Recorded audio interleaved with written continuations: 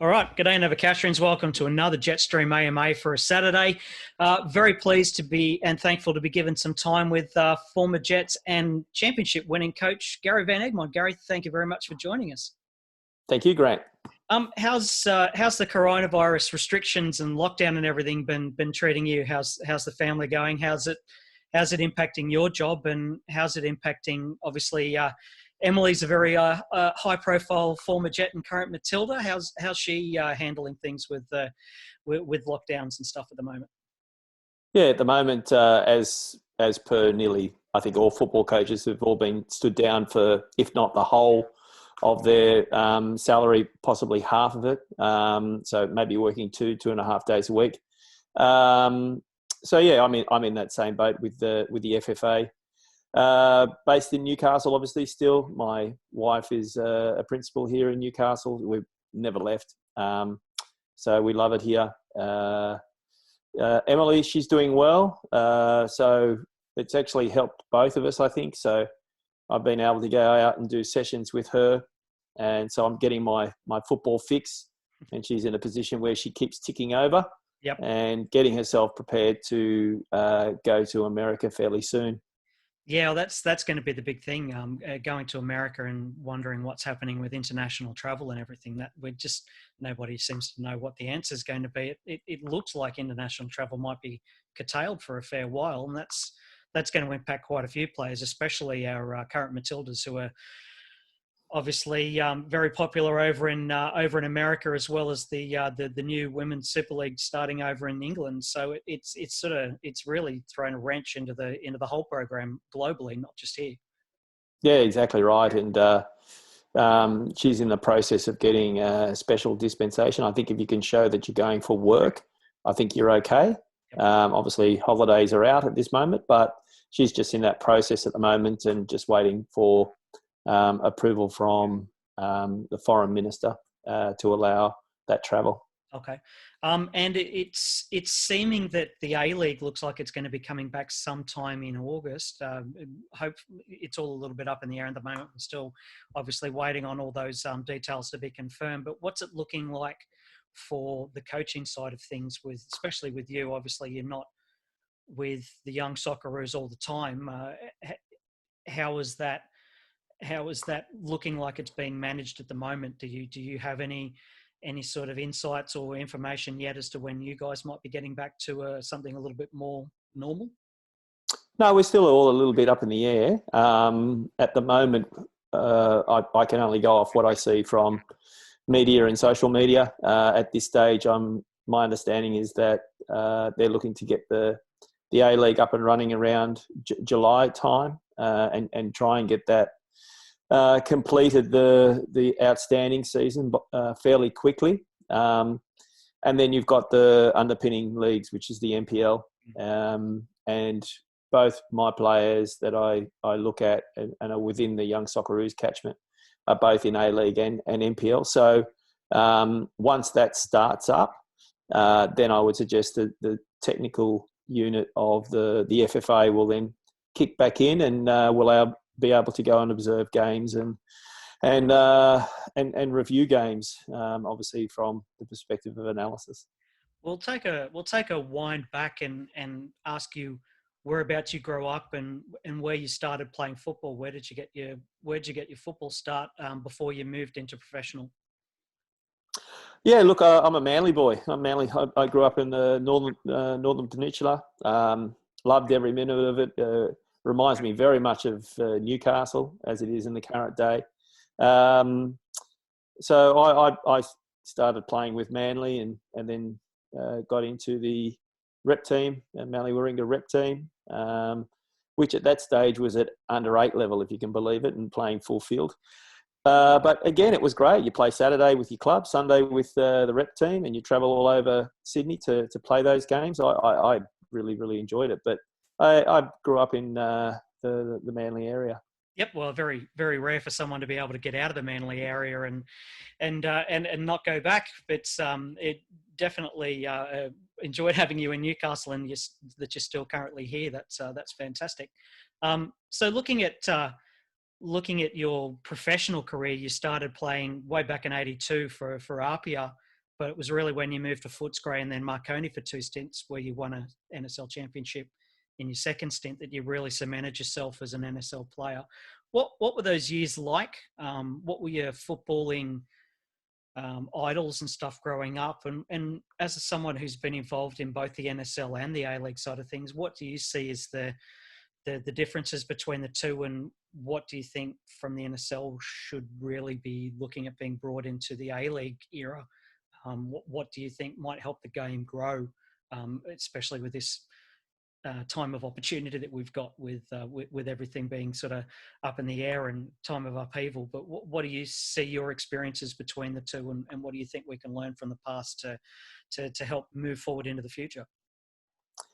Yeah, look, I started going to, obviously being a Manly boy, there was no NSL team in that area. So there was a whole group of us that left that Manly area and went to Leichhardt to start to play from a young age, 14, 15 years of age.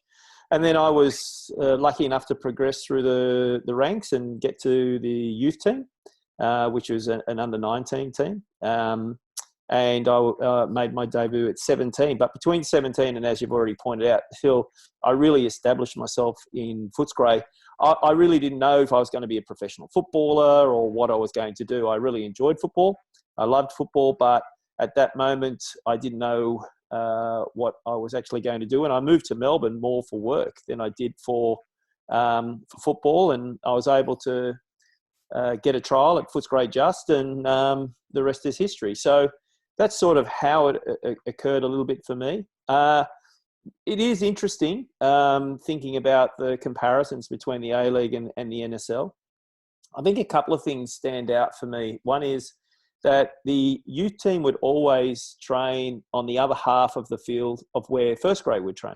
Yep. So as a young player, and you probably didn't realise it then as it was occurring, but looking back on it, the young players were able to observe the senior players. There was times where the older players would put an arm around you and talk to you about the training session, or they'd talk to you about the game that they saw you play, because we'd always play prior to first grade as well. And there was more opportunity for more younger players to be asked to come and train with first grade, because it wasn't as if you had to have a contract back in those days. It was a case that you trained one half of the field, they trained the other half of the field.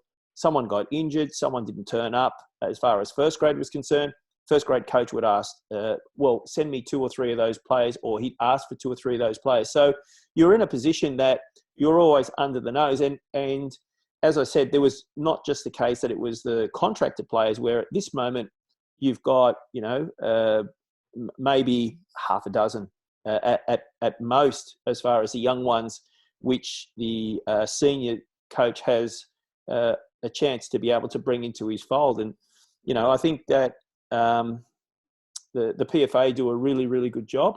Yep. But, there's so many rules and regulations that are going on now that, unfortunately, with the players, they don't get the opportunity. And, I think that's probably one of the big areas for our academies that are going on at the moment, that younger players are not getting the opportunity to either observe or get involved with senior football, which used to occur a lot more frequently in the old NSL. So I see that as being something which would be good, that we could possibly look to manage. And the other part of it is the pathway.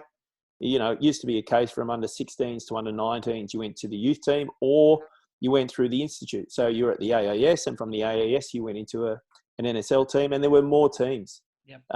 So if you looked at Sydney, for example, we've got soon you'll have 3 teams, but you really have only got the 2 teams, whereas previously you had, a lot more teams to be able to go to as far as a young player is concerned. And that opportunity now lacks. Yep, and obviously there's the big gap now between the A-League and the NPL. We've seen a lot of players struggle when bringing them from NPL up into the A-League. So there's even that gap to be able to mine the lower leagues for a little bit more talent. But the step up seems to be too great for quite a few people. For it's the way it's currently set up. They're not very close together. Something needs to happen, I think, maybe to bring the NPL up a little bit closer to the A-League standard. Yeah, look, I think you need that second division competition, whether, people are talking about it being an under-23 comp or a B League or whatever you want to call it. There needs to be another league that runs concurrently with the A-League. Yeah. And from there, you'll then have promotion and relegation, and that B League probably will be a really good development league, and give a lot of players an opportunity of professional football, of being able to train as a professional. So ensuring that, they're doing morning sessions, afternoon sessions, they've got gym access, they've got S&C, they've got analysis. So, having the right service providers to ensure that those players get a good opportunity of developing. Older players who possibly go from the A-League can then go back into that B League and offer their experiences, which can help those younger ones. Yeah. And then, you're going to get some really, really outstanding young ones that'll just bypass it and go straight into the A-League. So it would be great to see that that competition take off, because I think it's imperative for the development of our younger players. Yeah, absolutely. Another question that this seems to be cropping up at the moment is considering the switch from playing in summer to playing in winter. Do you see pros and cons for both of those cases? I actually like the fact that, the questions come up and we look at it and we think we can start to discuss it from the perspective of when it should be or shouldn't be. So, it's a winter sport. So I don't see any other country in the world playing it in summer, So realistically, we should play it in winter. But again, we have the issues of stadiums with the other codes. How do we actually manage all of that? It looks like a fairly logistic nightmare. But barring all of that, the people who make the decision are the broadcasters. Yeah. So whoever we sign the deal with.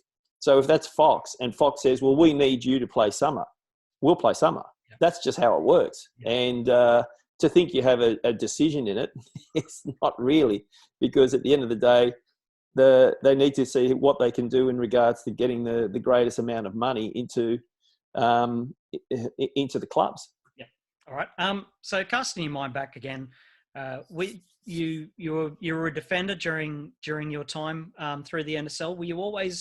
Was that always the position you played, or did you look at a couple? Were you tried at another couple of positions and defence was seemed to be the best option? And how does where you play affect and influence what your tactics and style is like when you go into management?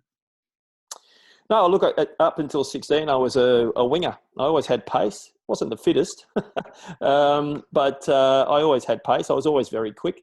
And I remember going to a trial for the under-16 New South Wales state team. And Dave Lee was in charge of that team, obviously very renowned coach. And he converted me to a fullback.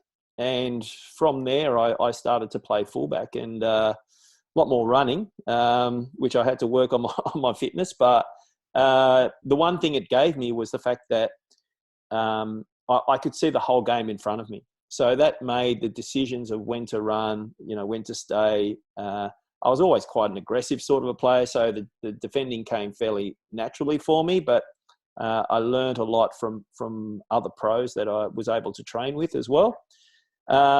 So, I think that the change was good, but also I think that I was pretty well let down from my development of learning how to play with my back to goal. Rather, it was just kick the ball over the top, chase it, try and score goals. Okay. So there was no real coaching. There was just more so just games. You didn't really have an understanding of positioning or technique or whatever. It was a case that you just, watched other people and thought, well, he hits the ball like this, I'll try and hit the ball like that. And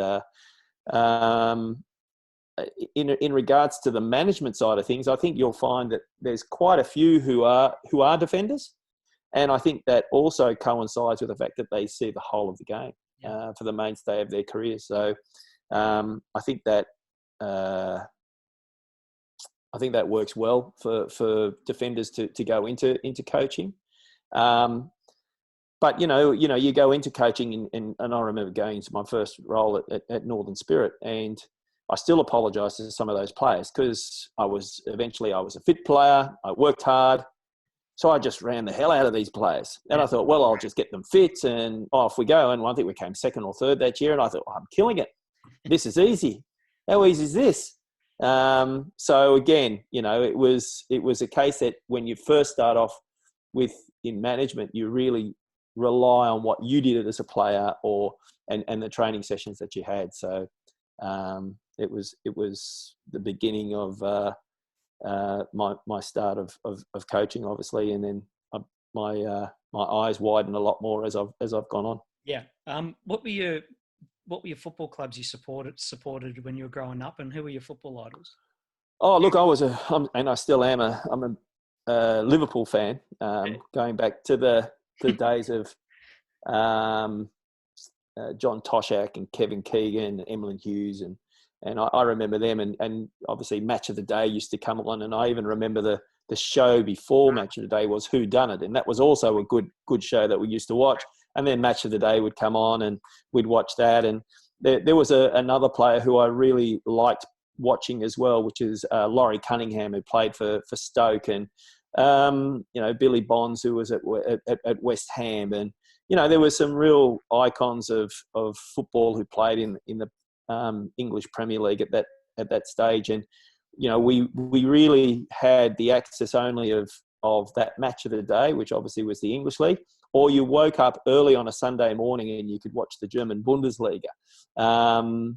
So they were sort of the ones who, well, the games that I could actually watch. But obviously from a Dutch background, Johan Cruyff was a huge influence for me in regards to watching the game as well. When we could get vision of him, and obviously World Cups and things of this nature, you'd be able to.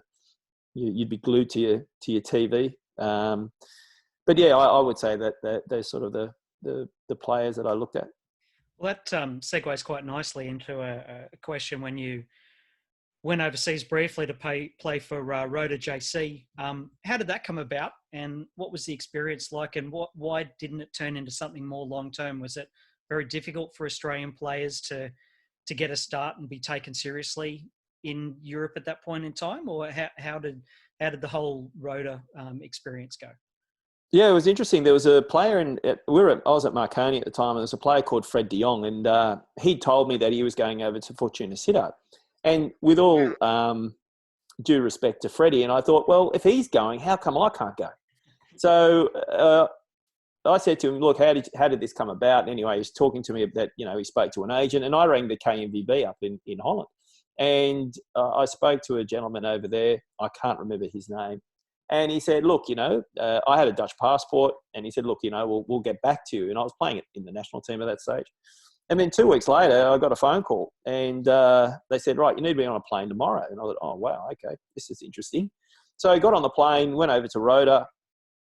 And I was there for 2 or 3 days. And next thing, coach came up and said, look, we're going to sign you. And it sort of happened that quick. And I didn't even know that Graham Arnold was actually going to go to the club at the same time. So he turned up as well. They were apparently after Arnie as well. So he was there, and we actually lived together for a year over in Holland. And then I had an opportunity of staying, and probably, you look at different times and have regrets. And that was probably my one regret. And I looked at it and I thought, there was a bit of, it wasn't homesickness, but there was a case of looking at it and thinking to myself, I didn't play consistently in Holland. I was, I probably was more of a squad player than a consistent player. I didn't know about agents or managers or anything about that nature. So I just went home. I went back to Marconi, and, I was very, very green still, even though I was, I think, about 24, 25, but I was very green in regards to how the whole thing worked and what have you, because, I probably could have had an opportunity of going over to England or what have you in those leagues, but I didn't know any contacts. I didn't know anyone. Yep. So I just hopped on the plane and just came straight back to Australia. So a bit of a regret for me. but again, you look back on your career, and I didn't ever really feel that I wanted to get into coaching when I was actually playing. But then as you progress within the coaching, you realise how much from your own personal pathway that you had of what I missed out on, and that's been a huge motivation to ensure that I can help individuals to try to have the best footballing career they most possibly can. Real sliding doors moment. Exactly. So when you came back, like I said, the second stint in Marconi when you came back from Roda was probably your most successful period. What was it about the Marconi Stallions in the 90s where they were so dominant and ended up winning an NSL championship? Yeah, we had obviously a very good squad. We did very well in recruiting some overseas talent as well. I remember a player called Amano Paluki, who's a very good player. Frank Arrock came in, and he was probably the coach that we needed at that time. He was a good motivator. So yeah, we needed a change because Bertie Mariani had been there for quite some time, and it just probably needed to freshen up. Not that I have any ill thoughts of Bertie. I love Bertie. He was great. But I think the group probably needed to freshen up. And we had an extremely good team, and Frank recruited well. I think Remo Nogarotto was involved at that moment with Marconi as well in regards to the recruitment. So the professionalism of Marconi was also very good. They already started to look at players becoming professional. We started to look to train sometimes during the day as well, not consistently, but sometimes. And there was talks of the club going professional, and I think the only thing that held it back was the thought process that we're already winning. If we were to go professional, how much more would we win by? Yeah. And it's a shame because realistically they should have done that, and then try to get all the other teams to step up rather than just stay with the pack. But it was a very good club to play with. They did a lot for you off the field as well. They looked after you, and it was a good family club. And comparing your experience winning the NSL championship with Marconi and then winning the championship with the Jets, how did the experiences differ between those two? Was obviously the A-League was a big step up in professionalism, but amongst the footballing supporting public back then, was it still seen as such a big deal that the club won that championship? It was still looked as a relatively big deal, but football wasn't as mainstream as possibly as what it is now. Again, it was still playing, pretty well second fiddle to the bigger codes, the AFL, the rugby league in particular, being in Sydney. So it was quite well received, but it still didn't. You had John Taylor writing articles on the 8th paper on the from the back. It still wasn't as big as what I think it is now, as far as a profile is concerned. And as a player, players are selfish, right? We're also in our own worlds, and probably with ourselves. So from your own personal point of view, you were quite happy, and then you win it as a coach, and you're so happy for all the players, and how much hard work they've put in, and it's more of it's more like seeing a child graduate from from college or something of that nature. It's more you're extremely proud of all the players, whereas a player you don't think about that as much. Right. Well, you've already answered the question about moving into coaching. So you were given a head coaching role at Manly Warringah Dolphins pretty early on in your coaching career after being the youth team coach, as you mentioned, at Northern Spirit. So how did that come about, and who were your coaching influences and mentors there then at the time? Yeah, look, as I said, I was sort of going off my own playing history in a lot of it, from what I'd been as a player.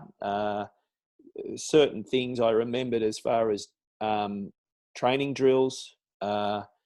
Formation was 4-3-3. that I looked to play. But I was so raw as a coach. We had the reason why it came about was that Manly Warringah was like a supporting club to Northern Spirit.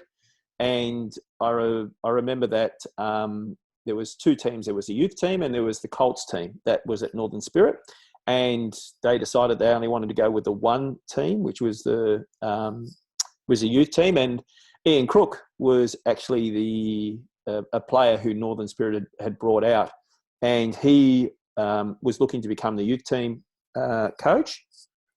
And they asked me, would you like to go to Manly? And I'd been a couple of years now with the youth team, and I thought, well, to coach seniors, that'll be something different, albeit a little bit more part-time. But again, it was a case of a new challenge, and I'm an ex-Manly boy, so it melded pretty nicely. So I went in there. Look, as far as influences were concerned, in those first couple of years, I was always very interested to talk to the likes of Steve O'Connor and Ron Smith from the AIS point of view, because the AIS was on a pedestal. It was king of kings as far as a football program was concerned. So if you could have any time with those coaches, it was always very beneficial. And apart from that, I never really sort of spoke about anything as far as coaching is concerned. Once I went to Newcastle, obviously Ian Crook had quite a big bearing on my coaching and thought processes. So that's sort of where it all sort of started, if that makes sense. Yep. What were the qualification requirements like back then? Obviously, now it's you got to have the various levels of licensing. But what was it like back then under Soccer Australia? So straight away, because you've been a national team player, you got an A license. Wow. So you had to go to a course and do a course, but it was more or less a reasonable formality. But yeah, you were put straight away up into an A license. So yeah, it was a little bit different from that perspective. And obviously, it's improved a lot more since then. Obviously, the FFA have brought in the various levels of coaching licensing. How long does it take for those sorts of systems to start getting results? It takes a while for coaches to obviously cut their teeth and get experience through the levels. Some get chucked in at the deep end to the A-League, like Mark Rudin, or others have started down the very bottom and worked their way up. Coaches like John Anastasiadis over in working with Ange now, and he's somebody who's been very highly touted as to a possible head coach in the future. But how obviously being involved in the FFA and coaching side of things, how long does it take before we are able to get ourselves to a point where we're able to? It seems to be that the A-League, a lot of the clubs are going for foreign coaches, because I don't know whether they're not really comfortable taking a chance on a coach from the lower league. It's a lot more focus on results. When is it going to get to a point where the systems that we've got in place are going to start producing those coaches that are going to be able to step into A-League roles, rather than constantly be looking for, especially for the major teams, constantly be looking for overseas coaches all the time? Yeah, well, it's quite interesting. I think the stats show that over the course of however many A-Leagues we've had, that there's been very limited success for overseas coaches. You're dealing with a salary cap. You're dealing with an Australian player, which for all intents and purposes might be not the type of player that you're used to. You don't know the market as well. So again, it's interesting that... Pardon? Playing in 40-degree heat. Yeah, playing 40-degree, travelling from New Zealand to Perth for a game, like that's the largest, I think, flight in any domestic competition. There's so many variables which overseas coaches find it a little bit tough to come to grips with. And a lot of the overseas coaches don't tend to be, they're coaches, but they don't tend to be a coaching coach. Yeah. They tend to be more of a managing coach. And, the Australian A-League really needs coaching coaches. And that's very important for the Australian player to definitely have. As far as the courses are concerned, I think the coach education side of it, they do a really, really good job. I think, what's interesting is there's been a lot of discussion about the curriculum. And the curriculum was never a basis of basically saying that this is the system that you need to follow. What happened was that it was the first time that I think anyone had talked about a system and a style of play. And so once that occurred, I think there was a lot of coaches involved who took it very literally and didn't realise that there was other aspects of thinking and understanding within the game, because you can play 4-3-3, but you can't stay in that shape. It's impossible, right? So again, it became a case of we became a little bit more of a system-based education, which was interpreted by a lot of coaches and a lot of people outside there, instead of being more principle-based. And I think that that's starting to be a little bit more of the general consensus now that people understand. And again, 4-3-3 is used, universally through the whole of the world. So it's 4-4-2, so it's 3-5-2, so it's 3-4-3. And again, from there, teams chop and change with different systems depending on opponents and depending on possibly injuries or suspensions that they have with their own club or the actual roster that they have. So it's more about the principles for the players. And then the added kicker to all of that is people watching games on TV now, because we've got so much opportunity of watching so many games now, not only obviously off of broadcasting, but through YouTube or whatever you want to look at.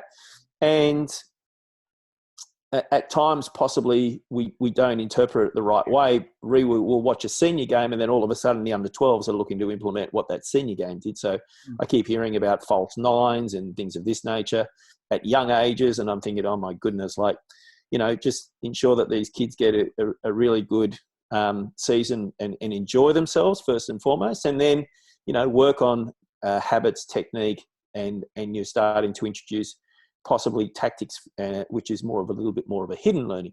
So, they're the issues that we've probably had. And with the implementation of a B League, more coaching jobs would come available as well. Yeah, absolutely. So with that, there'd be more of the Australian coaches who would gain more experience.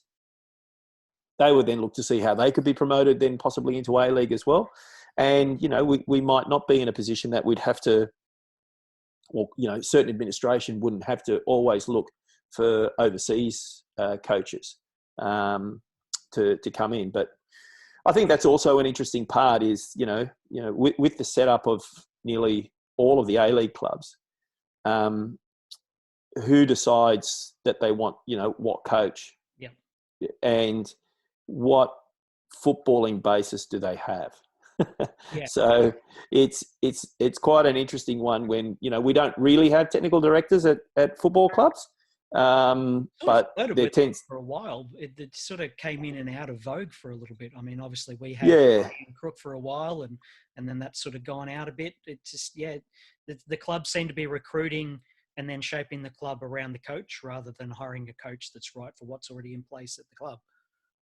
Yeah, again, it depends what you want to do as a club, and that's the whole basis of it. And if we look at the clubs that are successful, I think they've got that pretty well down pat. And the ones that haven't been successful, I think they're struggling with it a little bit. So, that's where it needs to be a little bit more understanding, if you like, what the role is of a TD, what the role is of a coach, what the role is of within your club, within your CEO, within your football operations manager.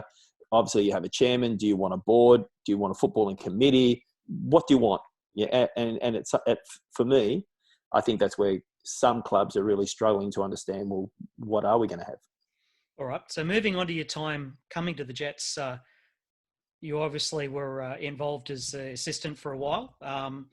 And then obviously after Con sacked Nick Theodoropoulos after we were last and winless in the 2006-2007 season, how did the whole process happen, and what were your feelings about moving into the head coaching role at the Jets? And what were your aims? Well, again, it was a case that I'd stayed on after Ian Crook had left, and that was the gap between the old NSL coming into the A-League. Yep. So that was the time where that we had that change, and we had quite a bit of time out because they wanted to reboot the footballing landscape. And I was kept on by Con as an assistant coach. And then I'll be honest with you, I didn't know I was going to stay because Richard Money came in. John Paul DeMarini came in, and I was assisting him. And then for whatever reason, Richard Money then came in, and then John Paul DeMarini assisted him. And I wasn't assisting anyone. But Con kept me on in that first year, and I was doing more development work. He still wanted me to be involved within the club. And when Richard Money moved on, Nick Theodoropoulos came in, who I knew Nick. I'd been coached by Nick at Wollongong, and I started to assist him. And unfortunately, it didn't work. And they asked me if I would take the team, and I said, "Yeah, no problems." And they said, "Look, we need to get an assistant coach." And I didn't know any coaches within Newcastle, and again, from the amount of money that we were actually offering someone as an assistant coach at that moment, I looked at Mark Jones because my daughter was now working with the Institute team as well, and he was there, and we had some good conversations about football. And so I approached him. I said, "Look, are you interested?" He said, "Yes, I'd be interested." So he did the Institute job and the assistant role at the one time, and because there was no guarantees of this was going to lead into a permanent role. Yep. And Remo Nogarotto said, "Look, what we need from you guys is that we want you to get through these next 2 to 3 weeks. We've got a coach coming in," which I believe was Frank Farina, was who Remo was talking to, and we need you to hold the fort until he comes in. Once he comes in, you're both very much part of the club, yada yada yada. So yep, no problem. Okay, that was fine. So when I first came in, I think I did change the system. We went to a 4-3-3. I changed a couple of people in their positions. We didn't have a left back, so Tomo got that job, which he did with a little bit of a heavy heart. But I was telling him how influential he was from left fullback, so he loved that. So that's how we sold that one a little bit, because Nicky Carl as a 10 we had, and the front third we had, but we didn't really have a left back, and he obviously did a wonderful job in that role, getting forward and creating a lot from that position. He played that position very, very well.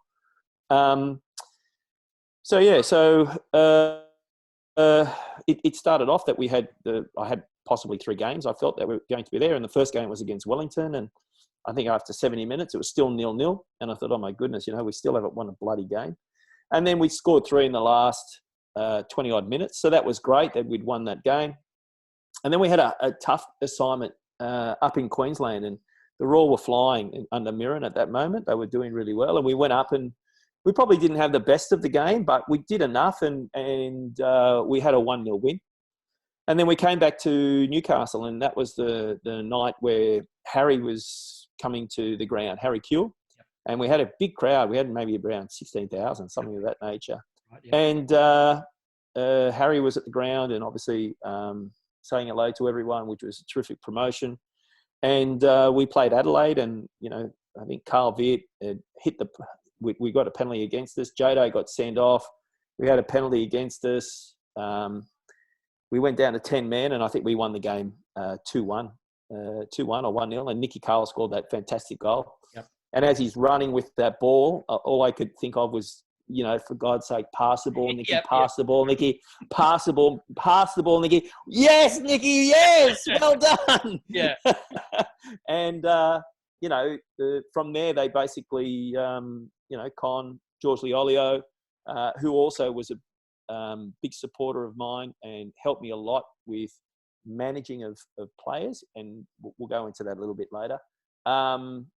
And they just said, look, you've won the last 3 games. It's yours to the end of the season. And that's how it all sort of kicked off.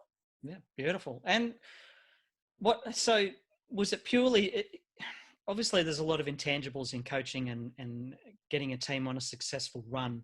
So changing things around a bit, getting some confidence back in the players, those results in those first couple of games really seemed to turn the confidence around. Were there any other factors that you felt made that season such a successful? I mean, it was so heartbreaking for that to end away in Adelaide and not get to the grand final. But just talk us through the rest of the season and why you think it turned around so successfully and gave us such a good benchmark for the following season. Look, we did bring in a style of play of which we wanted to build up from the back, and we had players to do that with Paul Ocon and Stuart Michalek, who's in midfield, Andrew Durante, Jade North, Matt Thompson, Tarek Elric got converted to a fullback, which was Mark Jones's idea. And we tried to put a smile on their face as much as we could and make training very enjoyable. And look, to be honest with you, there was, in comparison to where it sits now, there was still not a great deal of rhyme or reason from what we did. More so that the drills that we did were extremely, from what we got as far as feedback from the players were concerned, were enjoyable. Yeah. We trained hard. We did, 2 days a week we'd do doubles. Mark was pretty big on the gym, which helped the players. He was very big on technique. So a lot of our passing practices to begin with were more about ensuring about that technique. The games themselves were always based on the principles of what we looked to try to do as far as the game was concerned. So again, it was a good mix between enjoying your football and becoming better. And we felt that we'd made players better from that first year. And the players enjoyed themselves. I remember Matt Thompson saying to me one day, he goes, Dutchie, we train the most. I said, because he was always looking at it going, well, why are we training this much, compared to other teams? But he said, Dutchie, you do. And I didn't know what other teams did, to be honest with you. And I said, oh, really? I said, I didn't know. But maybe that's why we're winning, Tomo, And it was an interesting time. I think that first year that I had, I believe that was probably the best squad that we had. Yeah. We played some of the best football as well. And you're right, we're a little bit unlucky in Adelaide. And I think that was, we'd played Melbourne Victory just prior to the Adelaide game to ensure that we got into the top 4. And I remember Kevin Muscat throwing the armband off at Ernie and saying to him, that's it. We can't beat these players. We can't beat this team. I'm not playing. I'm coming off. And he was coming off, and Ernie running onto the field and handing Muskie the armband. Come on, Kevin, just keep playing. Come on, it'll be all right. It'll be okay. And I still think to this day that Victory were absolutely ecstatic that they won the league that year, but more ecstatic that when Adelaide beat us on pens. Yeah, absolutely. Well, that actually it goes quite into a question that David Keating, who you spoke to with regards to the Championship Chronicles podcast series, newcastlefootball.net/chronicles, if anybody wants to check that out. So we asked, season 2, last round, Jets 4, Victory 0. What was the strategy, and how do we go on to defeat the eventual champions in such a convincing manner? How obviously they were quite dominant that season, but we were able to be very dominant in that game. What was the game plan and the strategy to end up with that result? Yeah, again, from a strategy point of view, it was basically let's go out and play. There was no real massive amount of tactics that we used.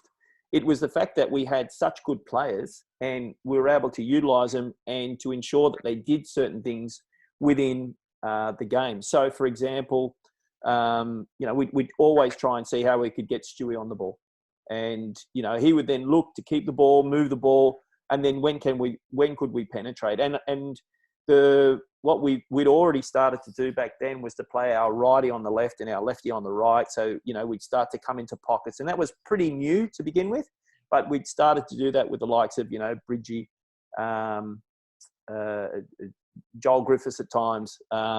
So we were able to start to implement those of overloading midfield, and looking to see how we could overload teams in certain areas, and getting our fullbacks forward. Our fullbacks were very important, with the fact of, Tarek being an ex front third player. He would be able to go forward, and there was a lot of outcome. And Matt Thompson the same. Yep. So, the players that we converted into those areas were able to give us a lot of good service, whether that was from an assist, a cross, being in a position of overloading some area, because they had the capability of beating someone as well in a 1v1. So again, there wasn't much, but it was all about moving the ball and keeping the ball and ensuring that, we built up from the back. But we had the team to do it. And, it was a case that, some teams just couldn't get near us that year, just with some of the football that we played. And with having such an unlucky result away to Adelaide, what was the danger that was going to have a negative impact on the following season? Obviously, a couple of players left, newer players coming in, other situations that we'll get into in a minute. Yourself only fairly new to coaching in the national top division. How much of a danger was it that was going to have a deflating experience on the following season, rather than using it as a rallying point? Look, for the basis of it, I think we had the main squad. I think Nicky was one, which left, and that was a loss. Vaughan Coveney was another one. He was just starting to tip over a little bit from the edge. Yeah, looking back on a hindsight, maybe I could have kept Vaughan, but again, he was a good servant, and he did extremely well for us in that first year. Paul Ocon, I remember the beginning of the year, he was with us, and then he sort of felt that it was time for him to move on. So he moved on. So there were some big players that moved on, but we had I think that was obviously the year with Mario Jardel. Yep, we'll get into that in a minute. Yeah. So again, it was a case that a lot of the buying and a lot of the recruitment was done by the office. Yeah.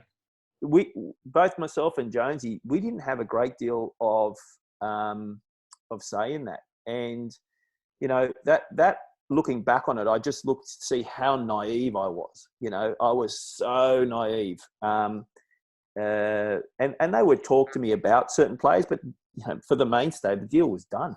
Yeah. And, Remo did a lot of the negotiation. And when you look at the squad that was there for the year that we'd lost to Adelaide, you couldn't argue that the recruitment had been decent. The recruitment had been good. But, we weren't recruiting to a style of play. We weren't recruiting to, this is what we're going to do this year, okay, from the perspective of what we need to do when we don't have the ball, or whatever it might have been.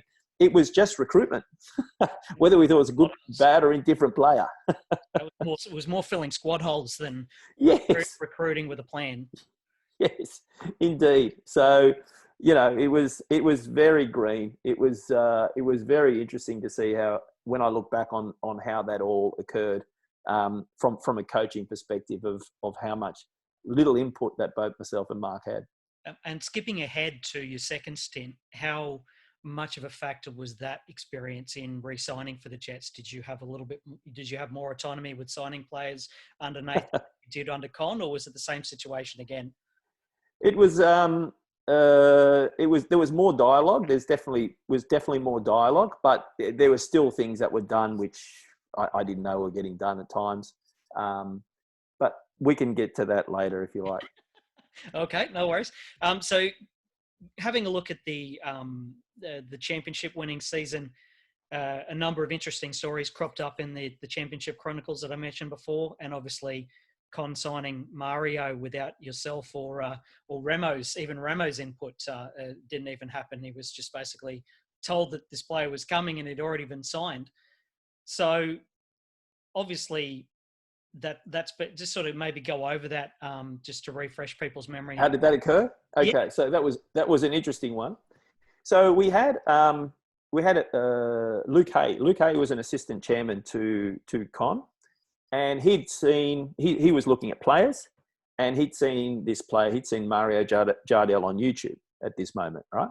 So he obviously brought that attention to Con, and then that's how it all worked. And I remember getting a phone call, and the next thing it was I had to be at Adamstown Sports Club. We've got a big announcement. I said, all right, no worries. And they announced Mario, and that's how it occurred. Yeah. And when did you find out that he didn't even have boots? Yeah, well, I found out a little bit more about him as it went along. But look, he's been an unbelievable player, and we would see tiny snippets of it at training. Like I remember once a ball got crossed, and he was outside of the penalty box. And he rose up, he headed the ball, and it went like a bullet into the top corner. Like you would see tiny snippets of what he was obviously capable of, but he was in just no state to be able to run around in the heat of Australia.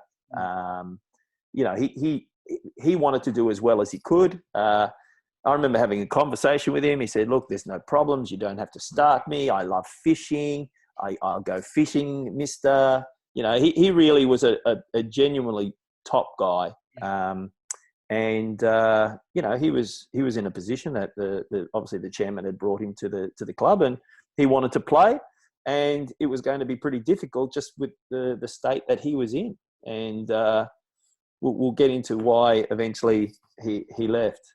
Yeah, well, I mean, you can talk about that now, but I mean, okay, all right. Before you do, obviously we've heard a couple of players' stories about how that affected them, seeing this player and then seeing the reality of this player and what he was earning and all that. So how much of there was a lot of danger there that was going to be a destabilizing influence on the season, and we were lucky that it didn't turn out that way. But how I mean, we've got the individual player stories, but as an overall squad perspective, how did having Mario there impact the squad as a whole? Because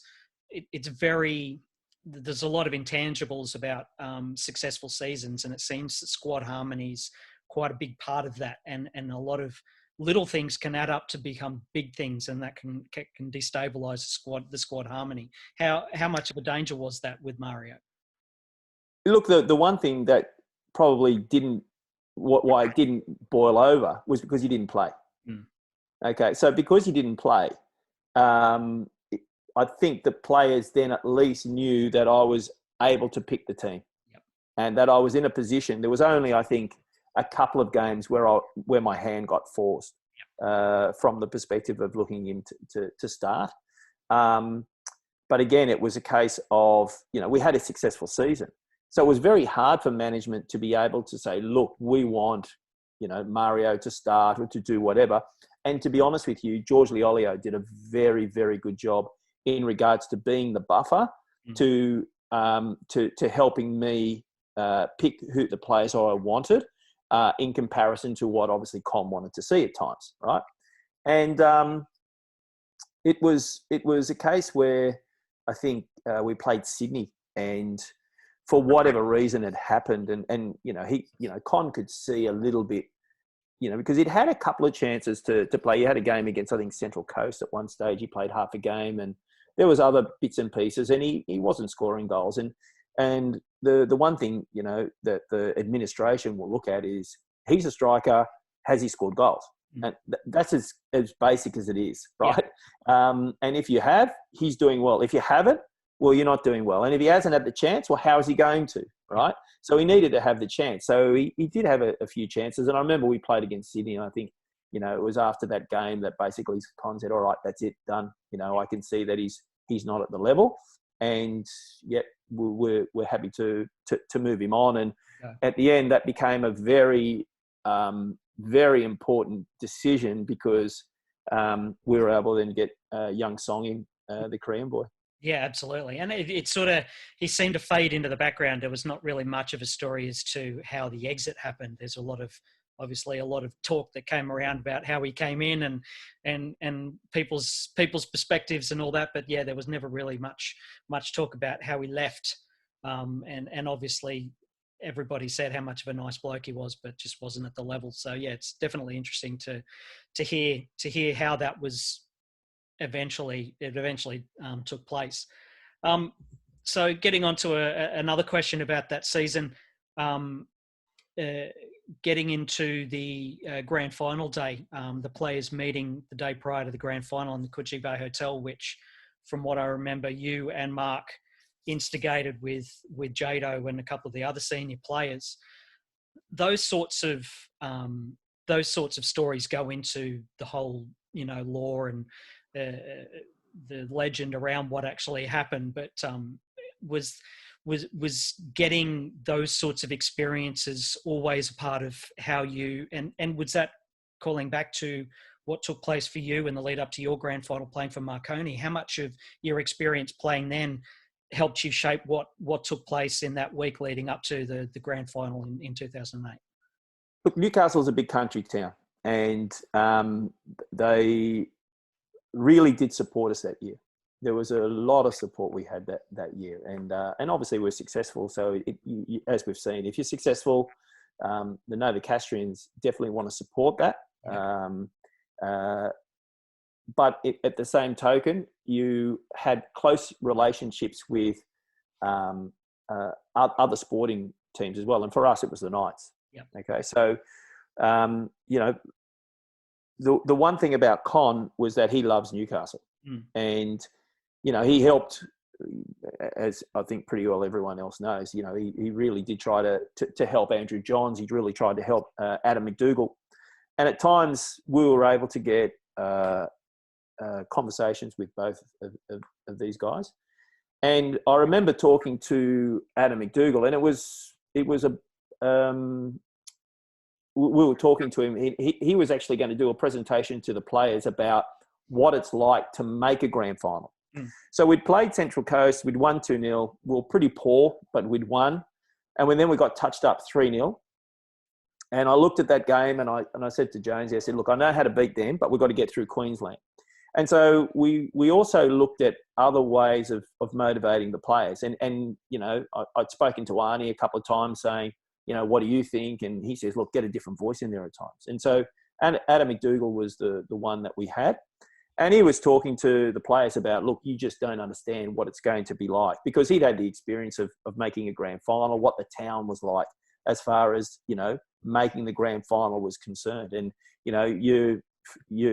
this town is going to go absolutely off. You won't understand that week leading to the grand final. You'll never forget that week in your life again. It'll be the best week of your whole life, the way in which the town will get behind you and the experiences that you'll have.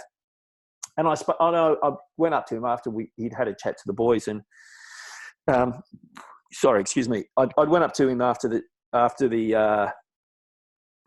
chat that he'd had with the boys, and he said, listen, this is what we did with the Knights. He said, we got the boys, and we took them into a room, and we said to them, how are you going to contribute on grand final day, and what does it mean to you? Okay. And he said, don't have any coaches in there, don't have anything, just let them go in there and talk. So I took that on board, and I had a chat to Jonesy, and I said, look, what do you think? He said, yeah, I think it's a good idea. It's a good idea. And I said, all right, that's good. So I grabbed Jado and a couple of the senior boys. I said, listen, this is what I want you to do. So obviously he went in there, they went into the room and came out and said, how'd it go? And he said, oh my God, we had tears everywhere. We had people crying and, all this other stuff. And he says, oh, it got very emotional, but that's exactly what we wanted, and we were underdogs for the game. And it was a case of them feeling that real spirit within and what it meant. And, I think a lot of the boys who weren't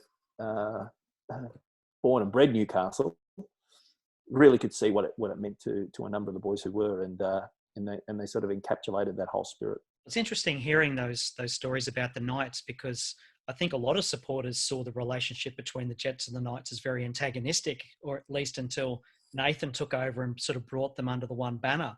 It's interesting hearing that backstory, that there was a lot more dialogue, and it seemed to be a lot more of a relationship than what the supporters saw on the outside. We only ever saw the arguing about things, and the Knights throwing away the squadron stuff at the end of the season because it was put in a back room, and there seemed to be an antagonistic relationship between the Jets and the Knights back in those days. It's interesting hearing that there was more of a relationship than what the supporters actually saw. Yeah, exactly, and that was again from Con's perspective of how well he did with that, and for him to be able to give us access to those players, and it was definitely part of the contribution of us winning that grand final. One interesting point that I was listening to the Championship Chronicles. We've recently re-released the podcast to sort of get through the whole coronavirus lockdown thing. So one perspective I was listening to you specifically, one thing you mentioned was that you think that we might not have won that grand final if we hadn't lost that qualifying final against the Central Coast, and we had to play Queensland the following week. Do you subscribe to the view that we probably wouldn't have won the grand final if we'd have qualified for the grand final against the Central Coast and had that week off? You really thought that the continuous playing football really benefited us when it came to grand final day? Yeah, I think it was twofold. I think the one thing was the continuous football, definitely. I didn't want it to go extra time, but against the Raw. But the continuing football, it's always tricky when you have that week off of what to do with the players, give them the weekend off. Okay, we're going to play a game, an intra-game. It's not exactly the same game. Do you get another team in? It's not the level that you want. It's always tricky having the week off. The other way, you keep your rhythm, and you ensure that you still have the same rhythm going in. And as I said, the most important part for us was to win that game. It took us longer than we felt, but it still was good, and we could manage the players through the week prior to the grand final. And the other thing was that we'd beaten them 2-0, as I'd said before, in the first leg at the Central Coast, but we didn't play well. Yeah. And it still wasn't enough for me to think about changing the team. And when I say about changing the team, changing the shape of the team. Yeah. And, Central Coast were pretty well much a 4-4-2. They played with the two strikers. It made it very difficult for our players, in particular for Stewie, to get on the ball, because we were starting to go long. It wasn't our game. We didn't have players to compete and win the ball aerially. We didn't pick up the second ball. And the game that really I saw us play in the reverse tie, I could just see that we can't beat this team if we stick to what we were doing. There's no way known we're going to be able to beat this team. So I looked at it, and I remember tapping Mark Jones on the leg, and I said, I know how to beat them, but we got to get through this week, okay, against Queensland. And the whole preparation of the week leading into the grand final was to go through the different shape of what we're doing. But when I say go through the different shape, it wasn't as if we did that every single training session. I think we only did it for 2 training sessions at best. And just to show what the matchups would be and what we wanted to do, because it gave us a +1 at the back. They didn't alter Central Coast, and we can get into that a little bit.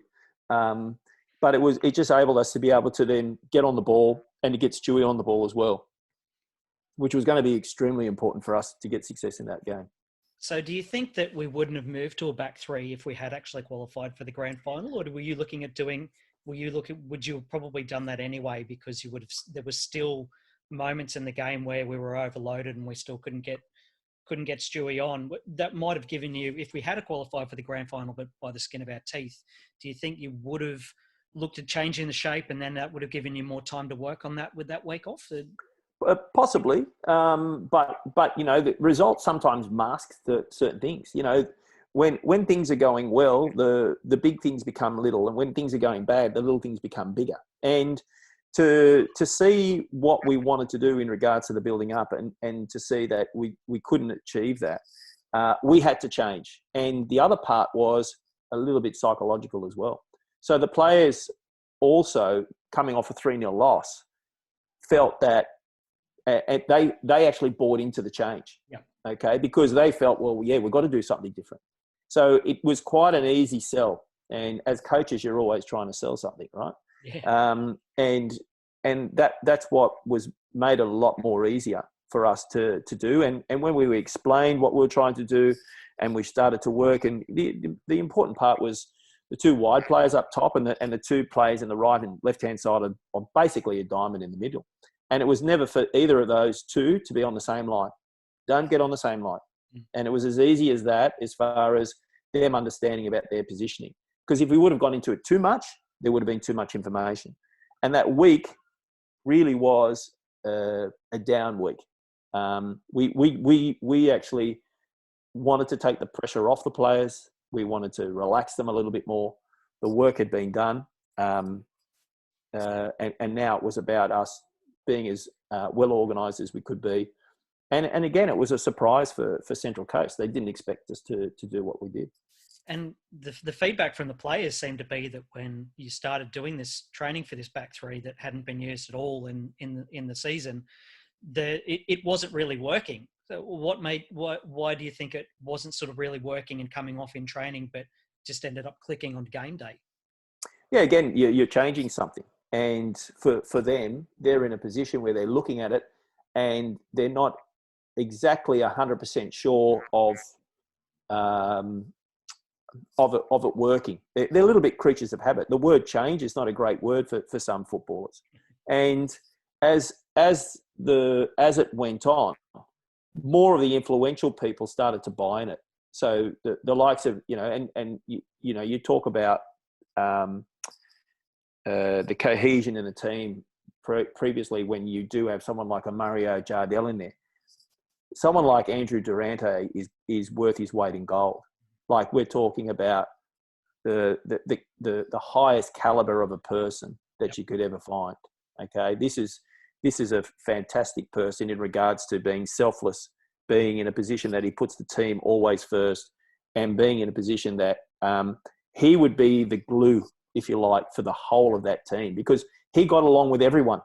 There were certain players who just didn't get along with other players, and that's normal. Yeah. But Jura didn't. Jura was just the glue. The other interesting story that came out of the Championship Chronicles was the visit you guys received in the dressing room in the lead up to kickoff. Just talk us through that and what sort of emotional impact that had when you got a knock on the door from a police officer. Yeah, that was an interesting one because Jonesy's at the door and he's guarding it like a bouncer at Fanny's, right? So he's at the door and no one's coming in that door and disturbing our prep. And next thing, he opens the door and it's like, whoever this person on the outside of this door, he's going to get a decent, dressing down as far as Jones is concerned. And he opened it and the guy was in his police uniform. So that sort of took him aback a little bit. And then he said, "Oh, look, mate, how you going?" So that's why he got entertained. And he said, "Look, no, I've got this jersey." And he said, "All right, okay. Well, is it possible that we can do this later?" And he said, "Look, I wouldn't ask unnecessarily, but it's my brother's, and he's just passed away, and his dying wish was to be buried in the Jets jersey, of which the grand final team was, have the grand final team signatures on it." So I took that into the group, and I said to Jonesy, "Do we actually tell them about this? Because that is something we have to be mindful of and respectful." And I said to him, "What do you think?" And he said, "Yeah, I think it'd be good." And we just went into a little bit about what you've actually achieved here. What have you achieved here as this group? And these are the sorts of things that people now will actually do and behave because of what you've done, and the great joy that you've brought so many supporters and so many people within Newcastle. And also people outside of Newcastle, because there was a lot of fans that we had outside of Newcastle with the style of football that we played. So again, it was pretty moving. And I think for 2 minutes, no one spoke.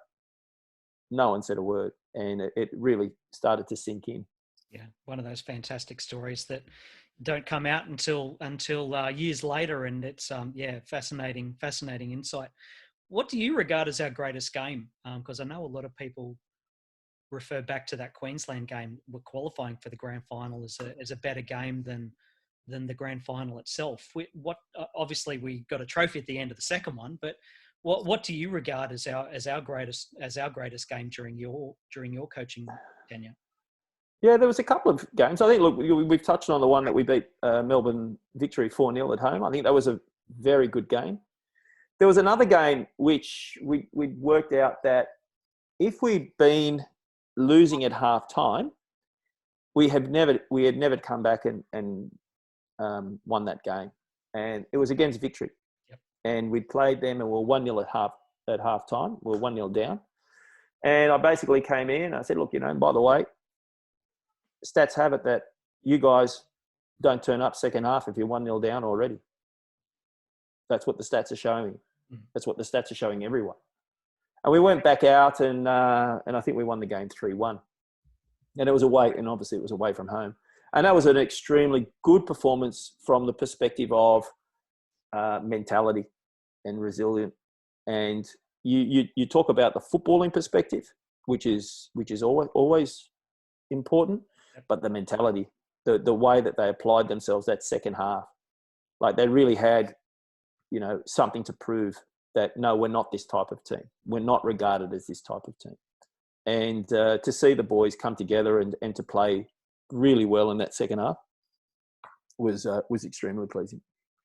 All right. Well, moving on from the grand final, we could probably talk about it forever, but there is a podcast about it, so we don't need to do that.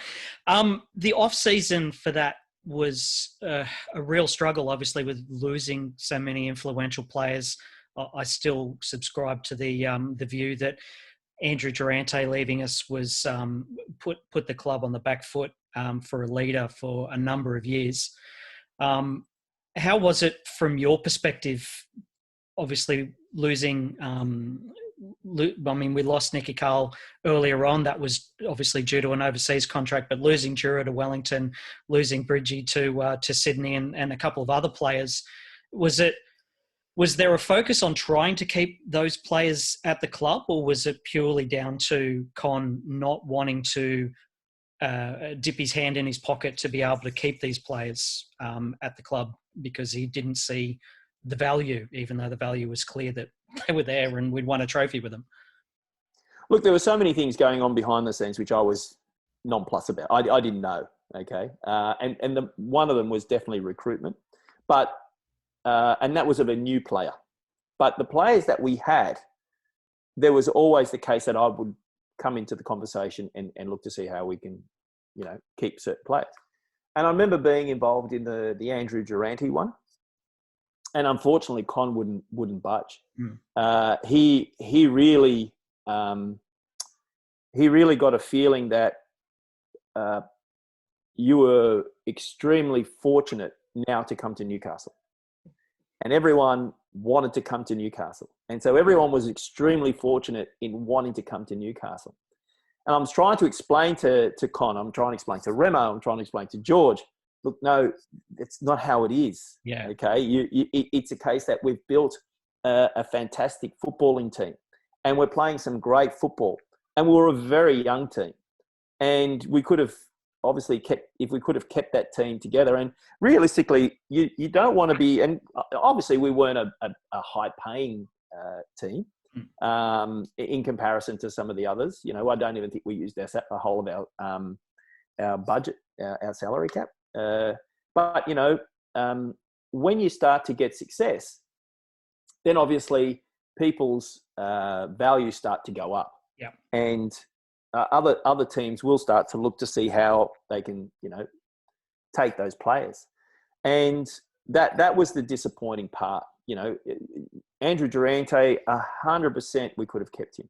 And he wanted to stay. But unfortunately, they couldn't come to terms, which they should have come to terms. And it wasn't unreasonable by Jura. I can assure you of that. Yeah. The Mark Bridge and the Stewie Mashalik, both going to Sydney, should never have happened. Now, they were young players. They'd already done their apprenticeship, if you like. They were basis players now. Bridgie had scored the winning goal in the grand final. They were both doing extremely well, national team perspectives. Again, they loved it. They wanted to stay. Yep. But, what they were offered in Sydney compared to what they were offered in Newcastle was more than double. Yeah.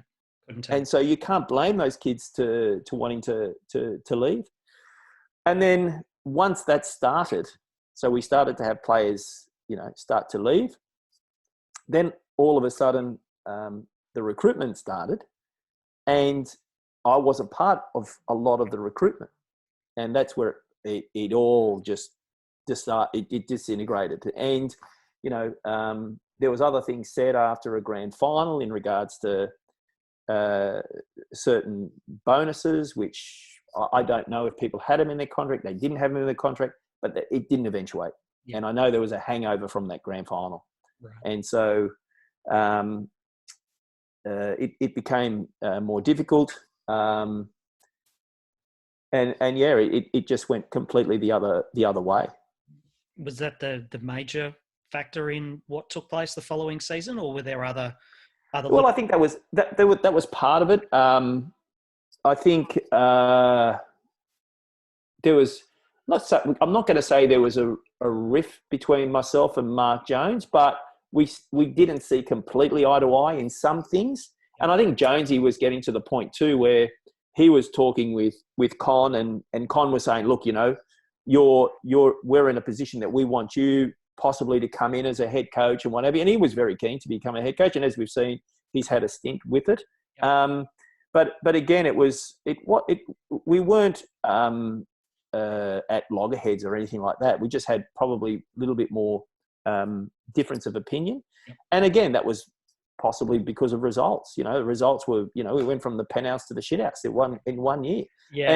And if you're a stable club, if you have good processes in regards to your recruitment and the way in which you're doing things, that won't happen.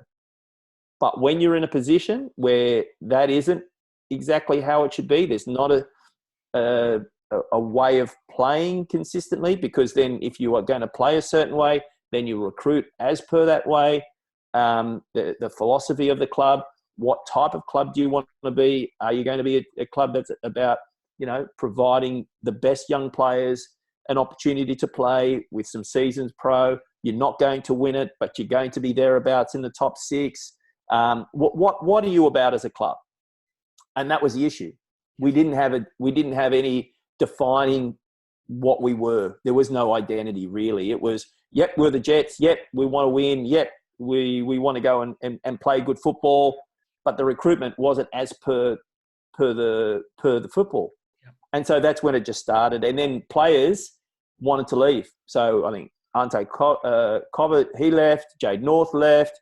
It just snowballed from there. And that was that. And was that I'm not saying the major factor, but that obviously took part in that, played in your decision to leave the Jets and move to the AIS? Yeah, very much so. And I had a 4-year deal, and I love, as you can see, I love Newcastle. I've never coached at another A-League club, and it's a very special place in my heart. But it was a case where I could just see it was coaching suicide. There was no chance. And the other part was that I looked at it and thought to myself, I can't know everything. Yeah. There's no chance as a coach that I'm knowing everything about how to do X, Y, and Z as far as coaching is concerned. I need to be exposed to best practices of football, best practices of service providers, all of those types of things. And with the way in which it was going from the perspective of the club, and I think we also made the decision to bring Branko Chelina in as a technical director. That was enough for me. Yeah. So you sort of felt that was possibly bringing someone in, another dissenting voice over the top, or the technical director role wasn't as properly defined as it could have been. It was sort of clashing with your role. There was no definition of the role. And this is the whole problem, and this is where it all got to. So, with all of that, again, and nothing against Branko. Branko's a good guy, good coach, all the rest of it. But again, you could see that when I left, obviously Branko became coach. So, it doesn't take a rocket science to work out what's going on. Yeah, absolutely. All right. So moving to your time at the IIS, how do you feel? I suppose at the time it was sort of seen as a step back or a step away from the top level coaching. But as you've said, you were looking for more experience and to get that under your belt and to be exposed to more best practices. So how do you see that time at the IIS influenced you when you came back to the Jets a second time? Yeah, look, I was much better prepared. How to manage my staff in particular, what I needed from the staff, much clearer on a playing style, and probably much clearer on. I had an idea of how I wanted to play, but I didn't actually know how to implement it as well as what I did when I came back. To work, as you said, with the best practices of physios, S&C, psych.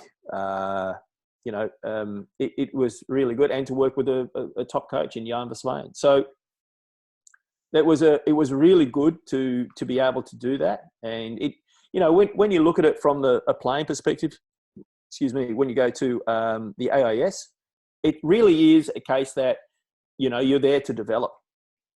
And the same for a coach. You get a bit of pastoral care. Yeah. And it was a big move for me because I left my family. My family stayed in Newcastle. My wife stayed as a teacher. Then my daughter, Emily, met me down there and she stayed with me, and my other two kids stayed in Newcastle. So it wasn't a decision that I did lightly, because there was, not only was there implications from a coaching perspective, but there was definitely implications from my family. And that, those decisions don't get taken lightly. So it was important for me to do, I felt, and I had the support of my family. And, I think it put me in good stead as far as a coach is concerned. Just as an aside, seeing the AIS shut down a couple of years later, how disappointing was that for you, and how much of an impact do you think that's had on youth development at the moment? Well, I know we could probably have a whole podcast on this one, but just to give you a bit of background, was everyone's talking about the first part, that the age group had changed. Okay, well, the age group had changed because the A-League clubs had started offering apprenticeships to 18, 19-year-olds. Okay, so they 17, 18, 19-year-olds, and they were the best ones in the country. They weren't going to be the worst ones; they were going to be the best ones.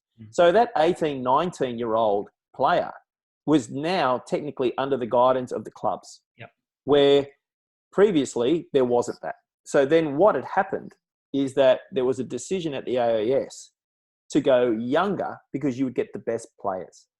That's how that occurred. Okay. As I was there, it was what you have at the Australian Institute of Sport. You have A, B, and C categories. A is your rowing, your swimming, your cycling, your big medal sports. You have B, and B is still residential, but you don't get as much funding as what the category A sports were. And then you get C. So the issue that we had was that because we weren't making Olympics in both men and women at that stage, our category dropped to a C. So that meant no residential. So I'd actually had a chat with Harm Berger and John Boltby at the time. And I said, look, and I was leaving. That was the time I was leaving, coming back to the Jets. I said, look, you can't let this program now go, because they're talking about it being a more of a camp base for the Joeys. Yeah. So they were going to utilise the money as a camp base for the Joeys. I said, look, why don't you go back to the old billet system? Why don't you go back to house parents? And that's how that all initiated. So they went back to there. The kids got a little bit better grounding, especially when they were younger. And that's what happened. And then eventually, as time has gone on, the academies have supposedly taken the role, if you like, of what the Australian Institute of Sport would be looking to do. Yeah. Okay. Now, therein lies a very interesting podcast. we may have to come back and revisit that at a later date. Yes. All right. So then you came back. It sort of nicely bookended Branko's career at the Jets. He was let go after Nathan and he got into a little bit of a stoush about Jason and everything else, and listened to the Crossbar Capers podcast, who had Branko on last night talking about all that. So it'd be interesting to hear his perspective. But why did you decide to come back? It's very rare for a coach to go back to a club he was previously at. It doesn't usually happen a great deal. Was it unfinished business, or you felt you were able to have more of an impact because of you were away for a period and grew as a coach? What was the reasoning behind coming back for a second stint? Yeah, look, there was a culmination. Definitely from the perspective that it was the Jets. Okay, if it was another A-League club, possibly not. And the other part of that was the program at the AAS. Jan Verslaen was leaving, and I was going to be the head coach there as well. Okay, so the opportunity for me to be at the AAS was very much about them being in charge of that program, which did appeal to me. But the fact that it was the Jets, the fact that my family still lived in Newcastle, that definitely had a bearing on it, and the fact that I did feel that now I am a lot more prepared. So that was the reasoning. Then the initial conversations were also positive from what they were looking to try to do.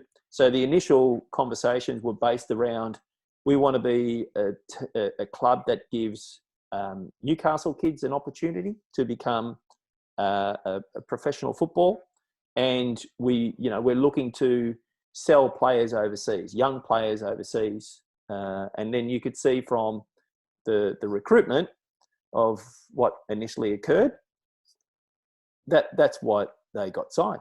Okay, so we look at Adam Taggart, we look at Mitchell Oxborough, we look at Connor Chapman, we look at Josh Brillante, Mark Birighetti. We still had some young ones there in Sam Galloway, Jacob Pepper. So again, we were Taylor Regan was still quite young, I think, still back then. So we had, Ben Kanarowski, was still there. Yeah, so we had a very, very some young players, and Mitch Cooper was another one. So again, it was a case of us being in a position that this was your brief, Gary. And the reason why we want you is because you've had your experience with the AIS, all right? We also want you to come back now and develop these players to be able to sell, and for us to give opportunities to Newcastle players. That was the brief. So when did reality come back and did not reflect what the initial conversation and plans were? Well, it started to come back so initially, as a coach, your most powerful moment is either when you're winning or when you first take up your post. Yep. That's when you have the most power. So initially it was all running reasonably smooth, and we had a certain budget. Probably the only thing that didn't run smooth was the Michael Bridges situation of how he became he came back onto the roster. But apart from that, really everything that I sort of looked at, I wanted to get from the players. We had to, someone like Tarek Elric, I had to let go of. And not because I wanted to let go of Tarek. Tarek's a great guy. And another one, a little bit similar out of the Durham mold, fantastic person.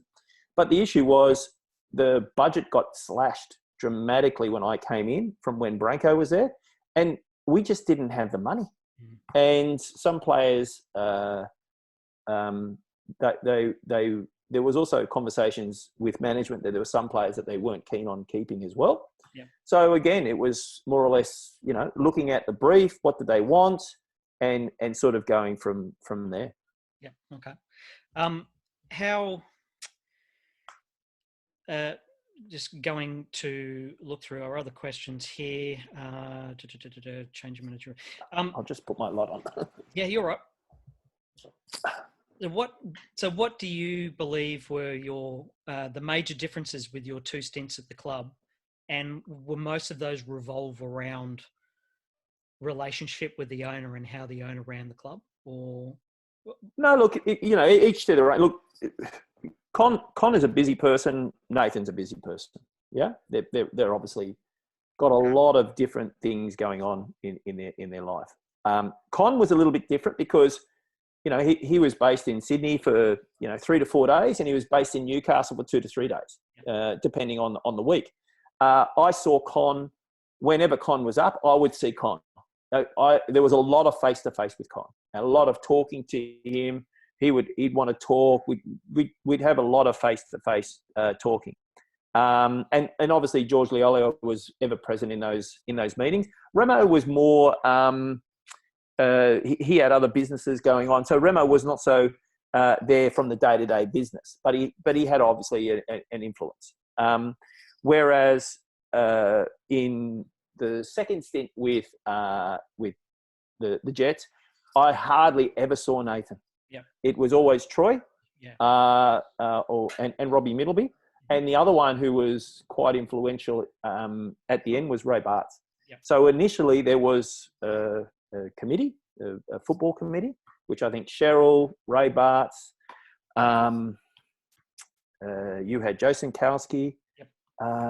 There was another guy there. I can't remember his name, but again, he'd been an ex-Australian player from Newcastle. Yep. If you said his name, I'd say, yeah, that was him. I can remember when I was 5, but I can't remember back then, right? That's fine. In some of the details. But anyway, all of a sudden, that committee got dissolved and Ray Bartz was the only one left. So I don't know how that actually worked, but anyway, that's how it was. But they became the more face-to-face, influential people within the club.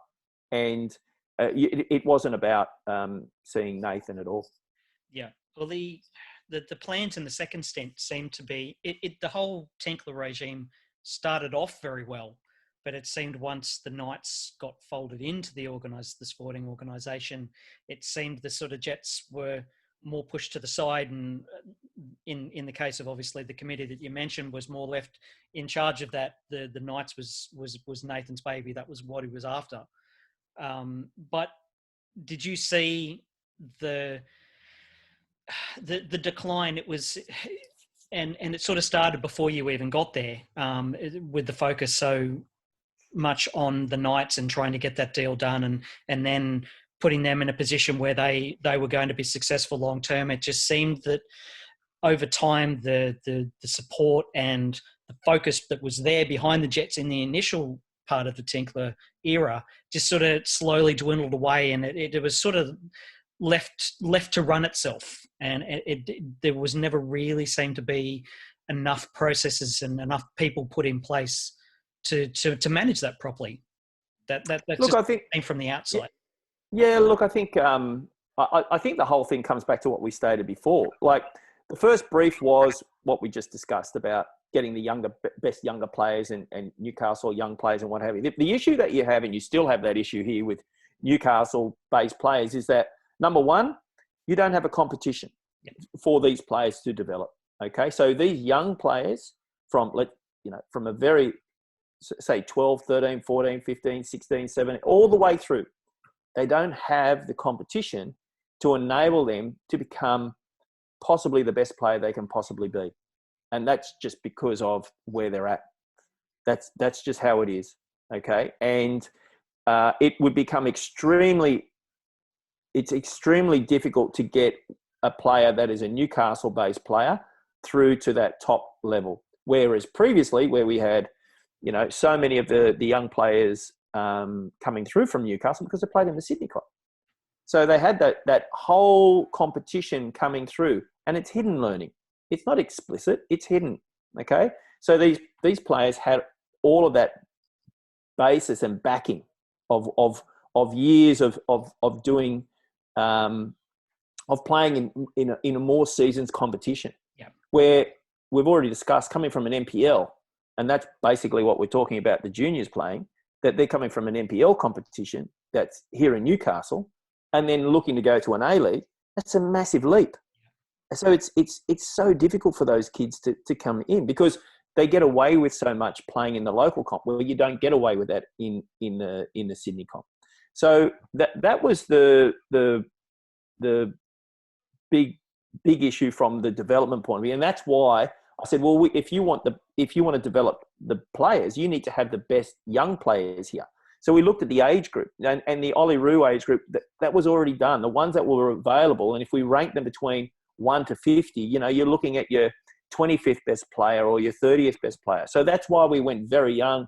That Adam Taggart was the best of that age group. Connor Chapman was the best of that age group. Mitchell Oxford was the best of that age group. Mitch Cooper was in the top 5. Josh Brillante was another one in that age group. Birighetti was another one. Kanarowski is. So you're looking at that and you're then going, well, now all they need is time. Yeah. They just need time. So if you're going to invest in them and you're going to say that this is what our club's about, then you've got to understand that everything else that goes hand in hand with that results will be erratic. Yeah.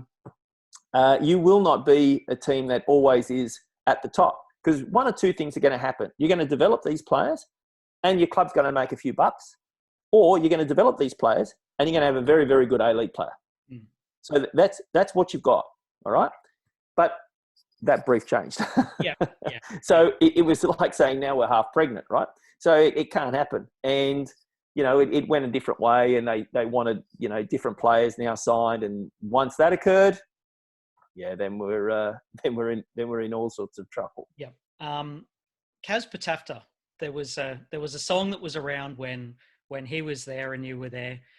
Did you actually like Kaz Patafta? It was yes. One of those sorts of players that the supporters really latched onto. We saw him as a Nicky Carl, well, not a clone, but very, very silky skills. But it always seemed that Gary didn't like him.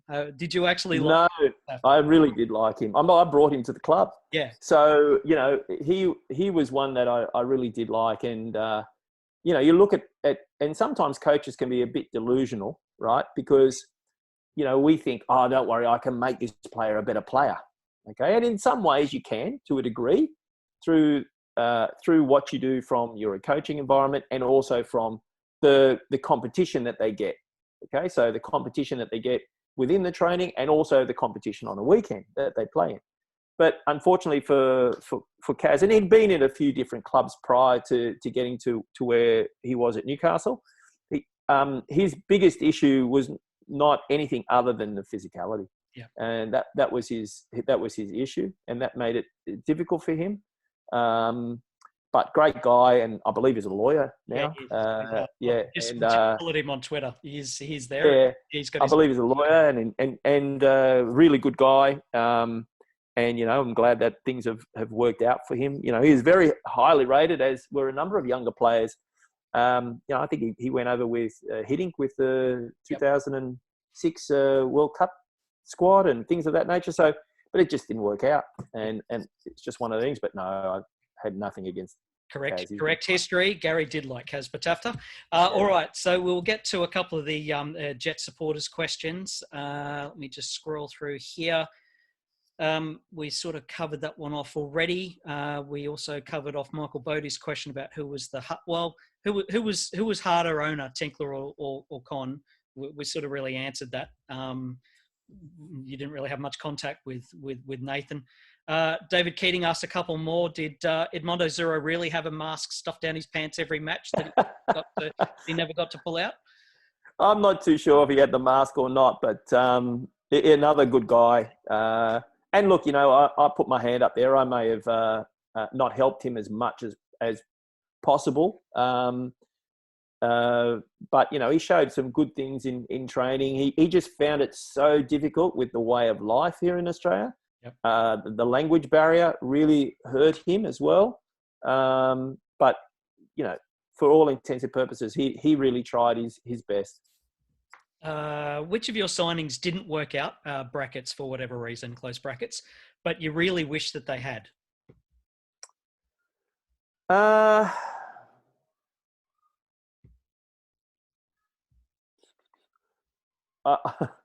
the one that annoys me more than anything is Mitchell Osprey. Mm. Okay. And I think he's playing for Broadmeadow. Yep. And he had probably the most ability out of the younger boys, but it just didn't really matter to him. He just didn't have, whether it was the love of the game or wasn't prepared to work hard, probably not to work hard enough consistently, possible. We tried everything with him. You know, I gave him some tough love. The players gave him some tough love. We put the arm around him. The players put arms around him. We tried everything with him. And, you know, at the end of the day, it is what it is sometimes. But he was probably the one where you thought, you know, to get into that environment and for him to experience it, he would just flourish. But it didn't happen. He didn't like I just didn't think he liked football to be as serious as what it was at that professional level. Fair enough. Obviously, we've talked about how the signings and recruitment, especially in your first stint, was something that you weren't as involved in as you should have been. Were there any players that you did bring in that you were really happy that you signed? What were the sort of players that you brought in? Because obviously there was plenty of players that came into the Jets that never worked out. Players being signed off DVDs by higher ups and YouTube clips and all that sort of thing. But what were sort of players that you really had a hand in signing and you're really proud with the way they turned out? Yeah, look, Adam Taggart probably comes to mind as one of the first ones. Connor Chapman's another one. You know, I'm probably a little bit disappointed to see where Mark Birighetti is. I thought he'd be overseas and he would have stayed overseas. But again, you know, he's forged a good career. There's a couple of boys that you feel, in particular, a little bit sorry for, and you think that possibly they could have done a lot more. Mitch Cooper, and I think he succumbed to injury more than anything. He had a lot of better. And the other one was James Brown, you know, another one who I felt had a lot to offer. But, you know, that ankle injury was a lot worse than what we actually were let to know, were to know. And it was disappointing that, you know, that happened to him. But, you know, to have, you know, and Mark Jones had a hand in that one. Young James Holland coming in. Yep. And doing well at that time. I was really happy with Adam Griffiths coming in. You know, he did extremely well. I didn't actually organise Song to be in at the Jets, but he came to us, and then he was in a position that he trained, of which then we signed him, and to see him do extremely well was very pleasing. So yeah, there's a number of them that are in there, which you're happy about, but you do wonder sometimes about how good it could have been after that's the year that we won it. If I'd had a lot better, and look, I still talk about the fact that I think, you know, I still came back the second year as a coach. Okay, I came back a much better coach, but I still came back a coach. What I didn't do well, and I didn't do that well in the first time, and I still didn't do that well in the second time, was be a great communicator. One, with the administration, I was poor in that area, and I was also poor in my communication with some of the players, and quite a few of the players. And I always had a feeling of, well, if I'm doing well as a coach and they're enjoying themselves and I'm doing the session and they're enjoying themselves as a coach, and well, what can you be unhappy about? What can you be unhappy about as a player? You know, but there's obviously a lot more to it, and that's where I've made the bigger learnings in the last number of 4 to 5 years, and really look to focus and concentrate on that. So it was definitely an area for me where I wasn't anywhere near as good as what I should have been looking back on it. The relationships and the communication I was extremely poor at, and it's been great working in the national team unit, because I've seen what Graham Arnold does from a relationship point of view. I've seen other coaches of what they've been able to do within the senior women's team as well. Experienced other coaches and talk to other coaches, because I'm able to see them work at their A-League clubs and to discuss things with them. Yep. It's given me a lot more experience and a lot more understanding. That beautifully links into the question about what one of the admin from the Newcastle Jet supporters page asked what you're up to these days. They also asked a second question, which also asked by Karen O'Connor on Facebook. Do you have any goals to return to head coaching? Karen asked, do you think you'll ever coach another A-League team in the future? Obviously, we don't know what's happening with new clubs coming in and possibilities of a second division being organised. But what's the future hopes and dreams of Gary Van Egmond as a coach? What are you looking at? The first part is to win the World Cup with this current group. I think they're a good group, and we've just in February we just went to Holland to play some games, and I was able to see a lot more of the overseas-based players. So now I have a lot more better understanding of where the group is at. So to be in a position where we can do well at a World Cup would be great with this group. Yeah, I am interested in senior football again, and in particular a club. With the national team, it's sporadic. Yeah. So, it's completely different. You have to get it right. And just recently I did what do you call it? One of those, what we're doing now is Zoom, a webinar link, and discussing about our qualification against the first phase. And we played Laos. We got a player sent off. What did we do? How did we change things? The processes, all of those sort of things. So it is interesting from a tournament phase. You need to get it right. There are no second chances. At club level, you can be in a position where you get more time to be successful because of obviously it's a competition, and it's the day-to-day, the face-to-face, which you don't get from a national team. So it's a different type of coaching, and I'm still interested to visit that at some stage, and time will tell. We'll see what happens. Okay, Matt Stoneman asked a question, but we've already answered. What do you believe went wrong in your second tenure as our coach? You sort of pretty much answered that already. Ryan Stanmore asked, on the signing of Heskey, many of us expected we'd play with two up front and make use of his excellent target man play, but we rarely saw this. Was this down to tactical reasons or the makeup of the squad? No, it was down to me being a stubborn ass. Okay, so again, I really wanted to play the way what I did. I actually looked at the way I wanted to play rather than play the way in which we should have with the personnel we had. Yep. And again, we talked a little bit about that systems, and that probably overrided me a little bit at that moment in my coaching experience. And I've spoken to Emil afterward and rang him and apologised to him and said, look, reflecting on it more, I actually should have utilised you a lot better than what I did. But again, we still played some good football, and we had young Taggart coming through, and how do we balance him off with Emil? And they're both nines. One wasn't really a 9 and one wasn't really like a 10. They were just dead set two 9s, and how was I going to manage that in regards to building up and the way I wanted to play, and I sort of probably got conflicted with that a little bit too much, rather than looking to see how we could best work the team to be the most successful from a style of play, a principles of play. But that went against a lot of the things that I believe in. So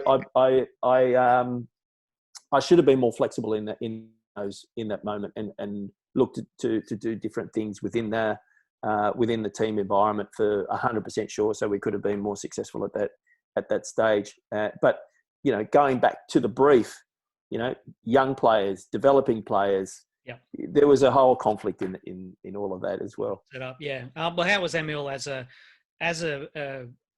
professional for many years and played at the highest level? How did his experience and his personality rub off on the squad that you had at the time? Yeah, again, I didn't have that much to do with him from the perspective of my communication and what I was saying before, where I let myself down, not getting to know him more. But again, he was a consummate pro. You know, he would train hard. He'd look to see how he could best serve the team. It was all about the team first. And for a player of his caliber and obviously what he achieved in the game, he was terrific for a lot of the younger players coming through. Young tags will tell you that he helped him a lot. Different type of player, but again, essentially, you know, a front third player. But you know, the boys loved him. He was great around the dressing room. So you know, he was very good. The Newcastle Football History Facebook page asks, what colours do you feel best represent the Newcastle United Jets and Newcastle football in general? What colours do you think the Jets should wear? Well, I think I'm a bit of a traditionalist. I think, you know, if our colours are red and blue, then we should wear them, okay? Because that's part of our history. And I think that's another area where we don't do that so well. You know, like if we look at the history of the game in Newcastle, it seems a little bit like, well, when that administration or that entity goes, it's like it's the first time a club's ever come to Newcastle. Yeah. It's not a continuancy. It's not, we don't show so much of our history. You know, I can walk in, and even at Northern New South Wales. So you go to Northern New South Wales, football fires, all right? And fantastic, and it's a great complex, and it's fantastic of what, you know, David Eland's done and his whole staff. But I walk in there, there's not one photo of David Lowe or Graham Jennings or, you know, Cheryl Salisbury or Joey Peters. Like, these are fantastic players who've represented our country from this region. Like, there needs to show more history at times about these players. And I think from the perspective of the Jets, if our colours are red and blue, then do red and blue and keep it red and blue and be proud of being red and blue. And it's part of our history. And that's my feeling. Red and blue, gold, or emerald and cinnamon? What is your preference? Red and blue. Red and blue. All right. Couple of questions from Twitter to finish off with. Ivan asked, in your second stint with the Jets, are there any players with the benefit of hindsight you wish you'd have kept hold of? Look, the interesting one is Nikolai. Yep. And I think it's a little bit twofold here. I think, one, he didn't offer us a great deal in the first year, but two, I didn't coach him well and I didn't manage him well. And I think the fact that he went to Wanderers and obviously went under Popper being the same position, and Popper really gave him a lot more time in regards to the individual. And Nikolai realising that, hey, if I'm not successful here, my career might be over. Yeah. And I think there was it was great for him to move, but it was a case where I should have managed him much better. And I regret not doing that with Nikolai in particular, because I always liked him as a player. So that's one. And I'm always haven't enjoyed and looking back on the way that Casey Werman, how that all finished. And again, it was my fault from the communication point of view. And it was always more difficult for me in those earlier years to manage older players. And I think that might have had to do something with the fact of my experience with the AIS. Yep. And having younger players. And it wasn't a case of me doing that on purpose. It was more of a case of me being just awkward, and the lack of communication I had possibly with the administration as well. So I do regret that one with Casey as well, because he didn't deserve that. Did you catch the Thunder Bastard that Nikolai scored the other month before football Yeah. up? And did he actually ever do that in training when you were coaching him? Look, he had glimpses of things of that nature. He's got a beautiful, sweet left foot, as most lefties do. And, it was great to see. And, it'll go down as one of the best goals by the Jets ever. Yeah, well, definitely this season anyway. Brett Griffo has a couple to finish off with. Let's have a look here. You've sort of answered that one. When taking on the head coach role in season 2, what was your top 3 priorities at the time to get the season back on track? One was for the players to enjoy their sessions, the coaching, and a style of play. 2 was the introduction of getting the best youth team, youth players, the best youth players to come into the team to develop. And 3 was ensuring that we started to look at the service providers and what we could get from the perspective of, best physio, best S&C, best service providers to help the players. Who was the best player you coached, and who were you hoping to coach, like a player you were really hopeful and really excited to sign, but the deal never made it, or it fell through and you never actually ended up coming? Best player that I coached.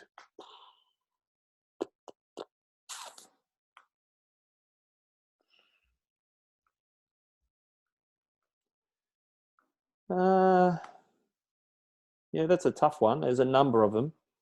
And I think that sort of goes probably back into the first stint. I think Stewie Muchalek was a very good player. He what he could do.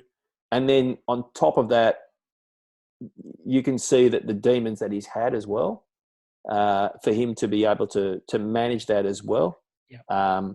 I think he was a fantastic, very, very good player. The other one who I'm because he was a runner and he was aggressive and he worked hard, but Joel Griffiths really worked hard on his finishing, and he became a prolific goal scorer, and that only came about because of hard work in regards to his finishing, because he got himself in a lot of good positions, but his finishing probably let him down. But he really worked on that craft, and we gave him enough time to help him to work on that craft. And so I'm really pleased for him as well. But they're probably the 2. Any could have players that you were looking to bring in, actually able to? Well, again, the first thing I wasn't that much in charge of recruitment. Yeah. So it was sort of an issue where I didn't really get to say. The second one, I got some of the players that I wanted from the perspective of those younger players. If I look at the league and think of certain players in and around the league, no one really springs to mind where I go, wow, I wish we could have got him or what have you.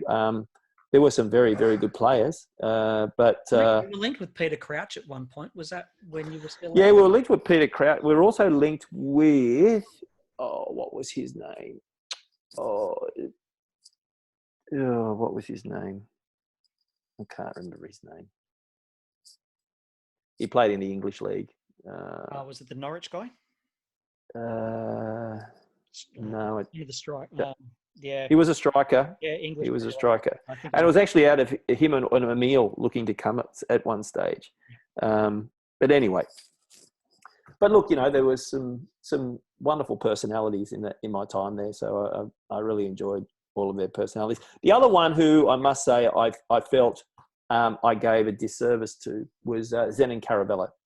And, he's top guy, top pro. And again, it wasn't done with malice or intent. It was a case of my